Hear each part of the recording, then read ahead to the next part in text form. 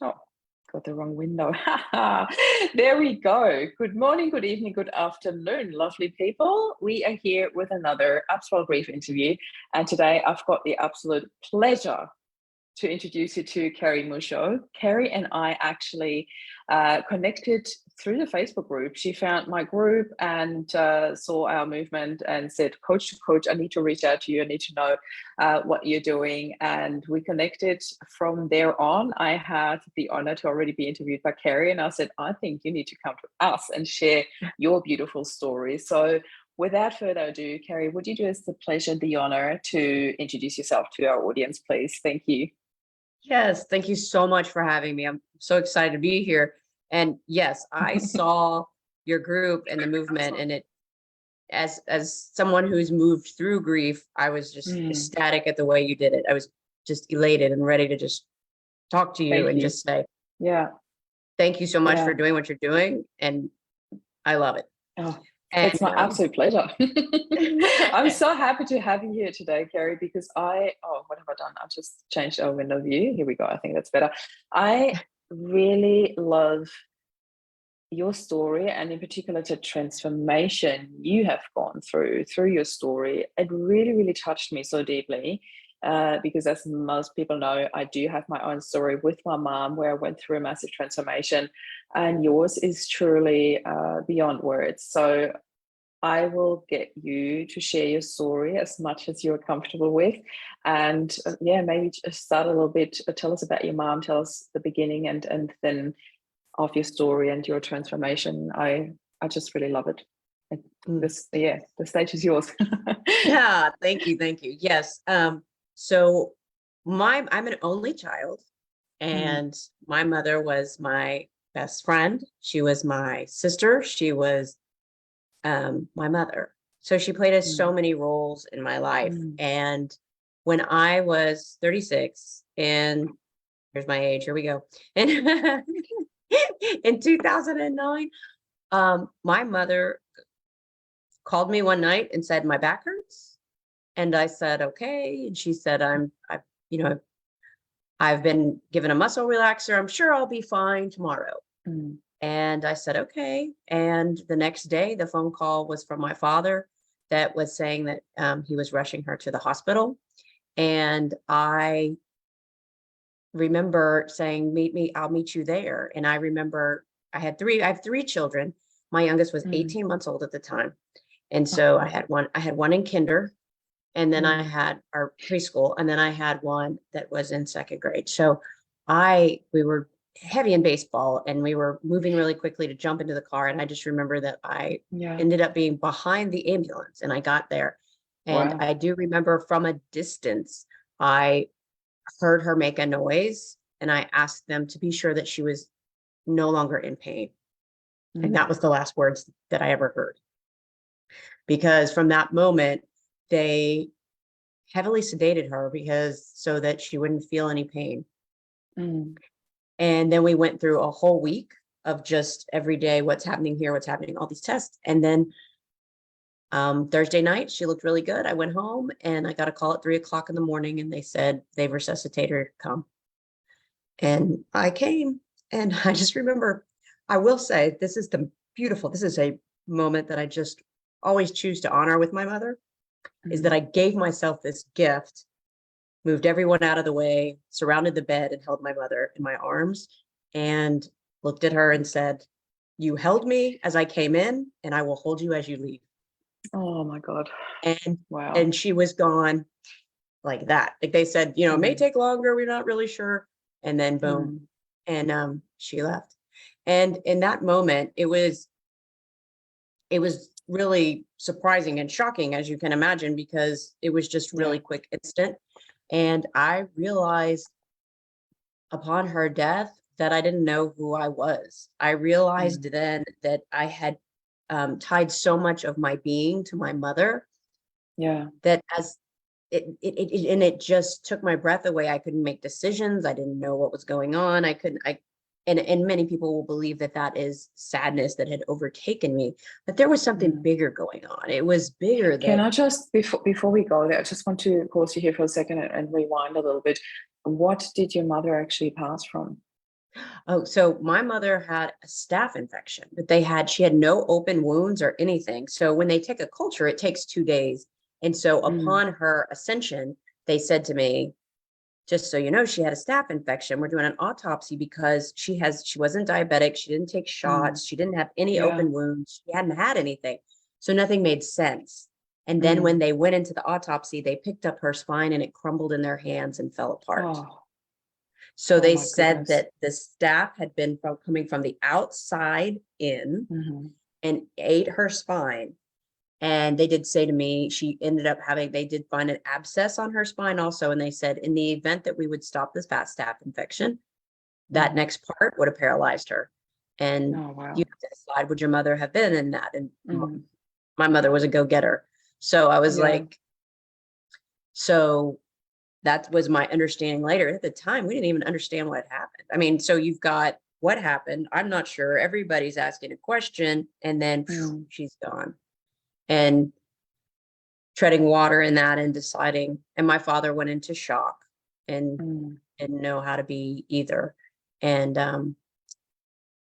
that was the beginning of the yeah. discovery of really who I was, because at that moment, everything was attached to her. My Yeah. mother called me every single day and told me my children's Mm. schedules.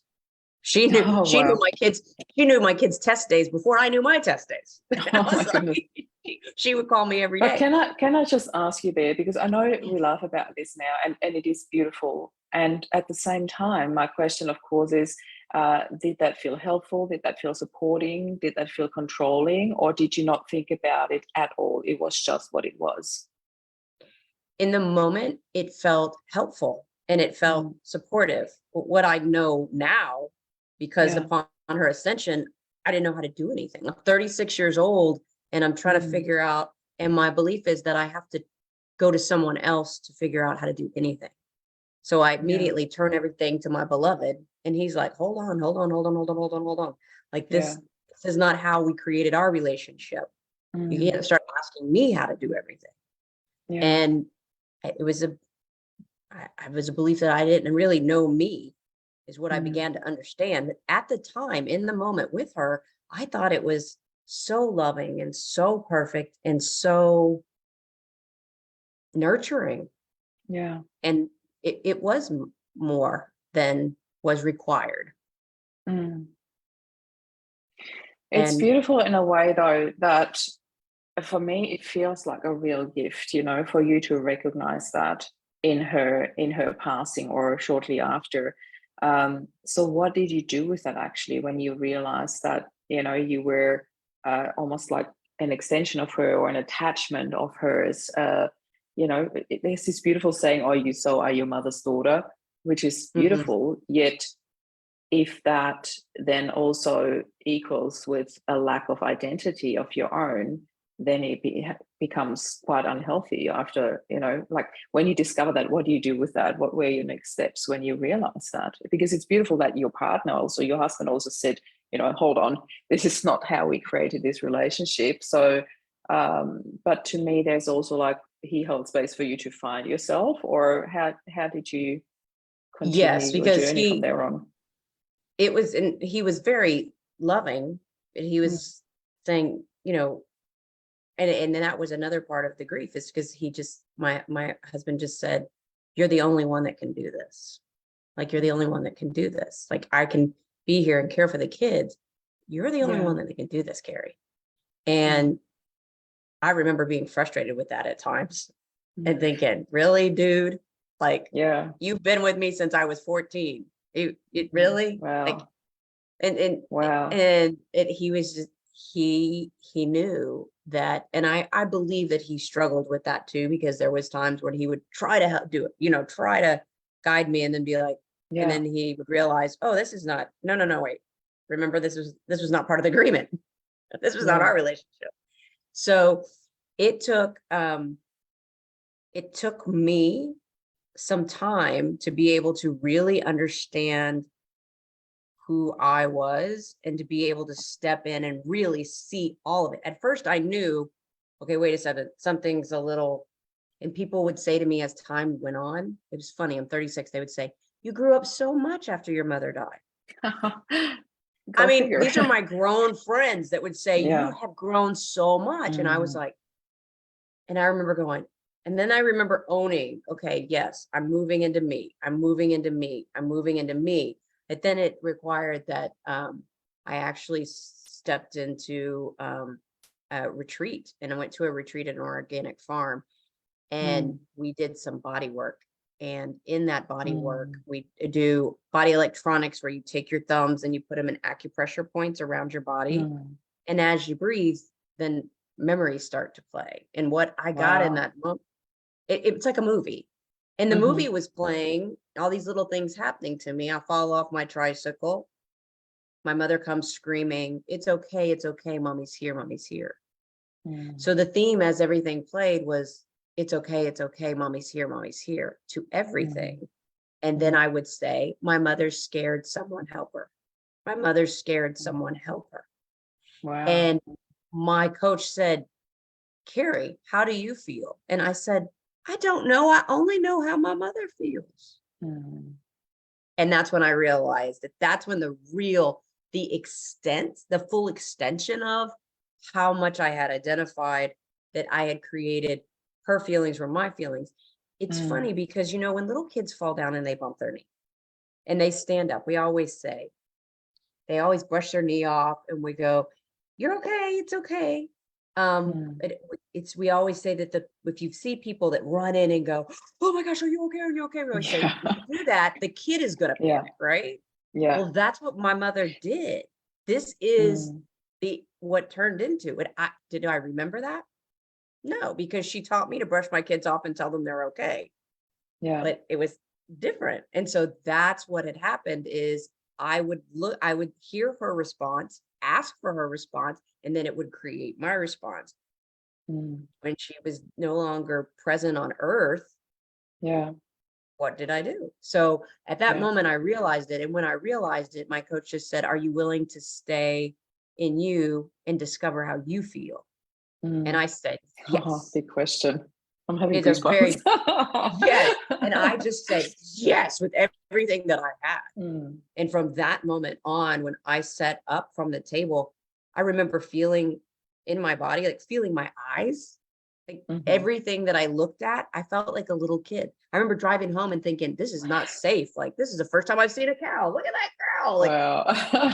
it was like, I was like, am I supposed to be driving? But it was because it was me seeing things for the first time. And that was a beautiful thing to understand that. But now it was to figure, the next step was, how do I still love my mother and still honor my mother and still honor me?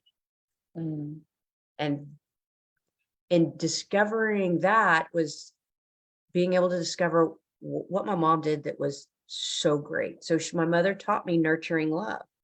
Sure, she saturated with it. However, she did teach me nurturing love. So I knew how to love very powerfully. And so I knew that I could use love in that way of nurturing me. I could give myself the love that she had taught me. The part that went, I could pull that back because we can reshape and transform what they gave us. And so I was like, I can reshape this, I can reframe this, and I can still experience my mother's love in me. And in the grieving process, when I longed for her, because I longed for her so much when I didn't know who I was and everything was tied to her, I longed for her, and I longed for my children. I can only imagine. Yeah. I longed for my Because children to have. Is there also this longing of, that familiarity, the thinking that you knew who you were? You never thought about this consciously, but it felt like you knew who you were when she was around, and losing her and finding out that you never found your identity or never really were in touch with it. Let me put it that way, because you definitely created it along the way. You were just not really in touch of who you were. So having everything tied to her, I find that really interesting, because in our healing journeys that we run, one of the first steps I often say to people is separate who you have lost from what you have lost. so you don't attach everything to that one person. But in your case, everything was attached to it. Not it as in as your mother. Everything was attached to your mother. The way you felt, the way you acted, the way you lived your life, the way you thought, everything was attached to her. So how did you actually go about the process? You went to the retreat, you found all the depth of the emotion, what was missing, what you felt, but how did you actually then come out of it? What was the transformation like, and how long did that process take you? Because I can only imagine that it was definitely a journey and not a flip the switch solution overnight. No, it was not a flip of the Mm, switch. I had yeah. in between where I did yoga and meditation, Mm, I had a yoga studio and I did things that I learned different things. I began to understand first that my mother on the planet, she didn't know how to do anything but create mm, codependent love. It was her way. mm, My mother had been adopted, and there's mm, a piece inside of her that still believed that she had not been chosen. And so she would have to mm, hold on to love really tightly so that it couldn't get away from her. mm, It couldn't leave her because she had felt left mm. at her core. Yeah. And I started to understand those things first, where I was like, okay. And so I would first step into, okay, this is all my mom knew. This is the only way she knew. So in her ascension, that's the only way she could step away from being codependent, like, Mm, or and saturating love, is to be on the other yeah. side. And so I began to start seeing that as a gift. Like, oh, this is a gift. She actually ascended so that I could step in and do this differently. Mm, And so that was my first piece I got. And I was like, okay, this is a that's gift. amazing. She left Yeah. so I could do something else. Because had she stayed on the earth and we had stayed like that, I still wouldn't know who I was. Yeah. So I stepped into that part first. And so it took a while because it was several years of the making of that. Was one step where I learned that I had to stay with that for a while, Mm, see what that felt like, understand, be able to see it as a gift and then step into me. But then when I went to the retreat, which was, that was like 5 or 6 years later, mm. 4 years later, Wow. 4 years later. Wow. And until I really felt like I got to the other side. But it was for Mm, somebody, it was for that moment to really understand how much I had taken her feelings as mine. I had understood before I yeah. had relied on her. I Mm, didn't really understand that my whole identity was her until that moment. But there yeah. was steps along the way that gave me ease until I got to that point. And I always believe that we are given the information when we're ready to receive it. Mm. And Did I you don't ever believe that have, 1 year out, I was ready to receive that. yeah, I really understand that. Did you ever have a moment of, like a moment of homecoming where you felt like, wow, this is who I am? Was that like a moment that you really clearly remember, or was that more like a gradual recognition sort of process, journey? Um, Say yeah. the moment that I remember was the moment I came home from that retreat, because when I Okay. walked in the house, my feelings with my family were very different. Like I could feel an expansive love that was Mm, bigger than I had ever imagined. wow. It was, and I could feel it without even touching them. Yeah. And it didn't, I was just in the room and you were expansive love and I could feel their love. And when they talked to me, the codependence that my mom and I had created with Mhm. my children, but I believed I had done it different, but I had created Yeah. it. And in that moment, it was like the cords were cut and I could feel their love from the other side of the table. And I remember speaking to my son when I came home and talking to him. And I just remember at that point, I knew the difference between the feeling of needy love and the feeling of fully present, divine mother love. Mm. And I remember my son was sitting at the island and I was speaking to him, and I just remember thinking, this feels amazing. It feels so different. This is amazing. And I'm over here and I'm in me, like, instead of trying to get over there. And he stood up and walked around and grabbed me and hugged me. No words. And I was like, ooh, Wow. that was the moment that I understood that I could feel myself, and understood how much love was already in me. It didn't have to be attached to someone, but I believed in the past it had, but at that moment I knew, okay, wait, this is me. That is so beautiful. Thank you so much for sharing this with us. I absolutely love it. Carrie, were you already a coach at that time, or did that journey trigger you or ignite you to choose that as your path? I was a yoga instructor and I owned a Okay. studio, and I actually sold it right after this, because what I heard in me, what I kept hearing was, go big, go bigger, go bigger. Did I know what that meant? No. I looked at the clock, it would say 222, 1111, and I would say 333, and I was like, angelic symbols. And every time I would be like, I could feel that it was time for the studio to for me to do something with it, that for me to step from that. And I didn't know what that looked like, but I went ahead and did that. And when I even having it before, I knew something was happening, but I wasn't sure what it was. But after I did this experience at the retreat, I came home and I went back the next week, a week after, 1 week in between. I returned to go to training to be a coach, because I was like, this is a miracle, because it sped me up so much faster in understanding everything. And I just said, and so that's when I decided to be a coach, and I actually sold the studio. And in 2019 is when I sold the studio. So that's kind of funny. Perfect timing. So looked after. Oh my goodness. And tell us a little bit about what sort of training that was. What was the calling? You just explained the calling, how you came to it, but what was the actual nature of that training, of that coaching training that you went into?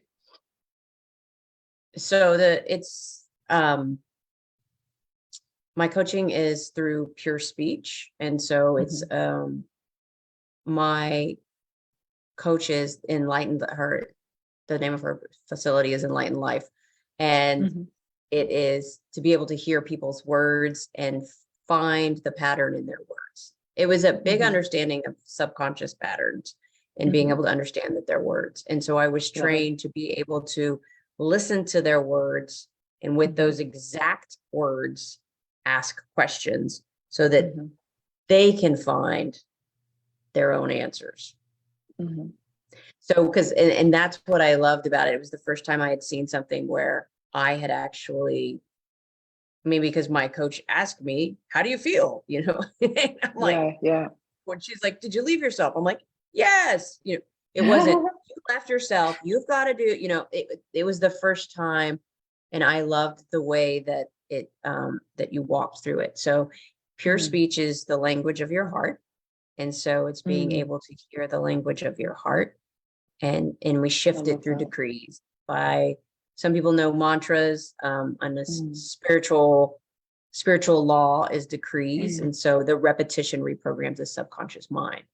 So that's what I went to training to be able to coach people, so that they could have the same understanding of their patterns that they're unaware of. That's absolutely beautiful. I really love that work. It's incredible, and it's so well needed in so many different areas.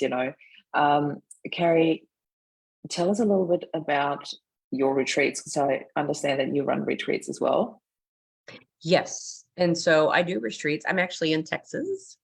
So I'm in the hill country. So I live in the hill country now, and I have a lake home. And so it's in Canyon Lake, Texas, which is outside of Austin, which is the capital. And we have where we do our retreats there, and we actually do them from trauma to triumph. And so that we play with having each one of my people, they write down all of their traumas, and we flip all of them into triumphs. So we find the underlying pattern that was in there and what it was really meant to be, because the belief is our greatest weakness shall be our greatest strength. So whatever we've had a lot of trauma in, we're here to understand it and flip it into the triumph. And this is our expertise over here. This is what we're here to do, is to live in the triumph. And so we do that. And we walk and do outdoor activities. As you know, when you move your body, you got to move some energy so that you get things going. We connect with the earth to help everything move. And we do body electronics, as I spoke into. We do body work there, because our experience also is that we'll do a movement where we'll start moving through something, a deeper understanding, but our body can store the memory.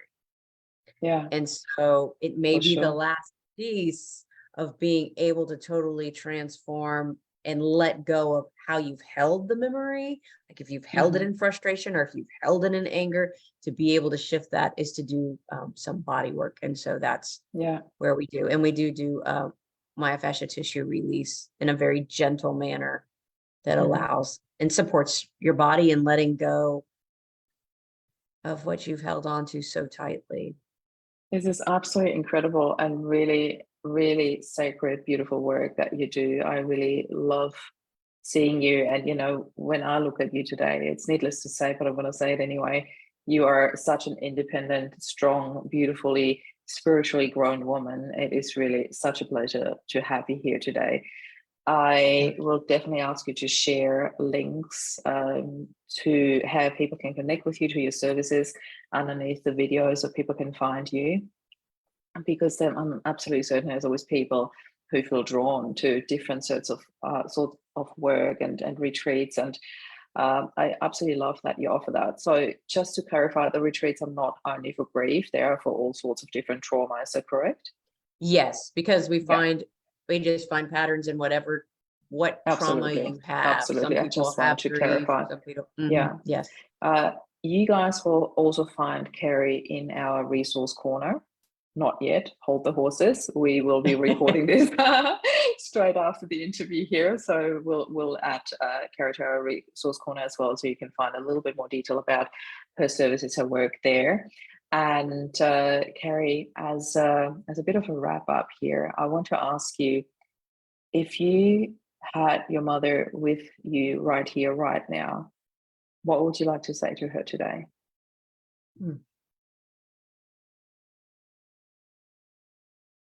Thank you for allowing me to see what you couldn't do, what you didn't have the tools to do. Thank you because she had to agree for me to see it. We had to meet each other there. Yeah. Thanks, Mom, for allowing me to fully see it, and believing in me, and believing that I could shift this pattern for our entire family. Thank you for believing in me. That's incredible. Yeah. Thank you so much for being here and for sharing your beautiful story, for sharing so much about your beautiful mom, your beautiful family, and the amazing, amazing work that you do. I just want to say thank you as well. I will leave this here for now. And I just want to say thank you, everyone, for sharing space with us, for watching this. This is Marie and Carrie signing off. Bye for now. Hi, thank you.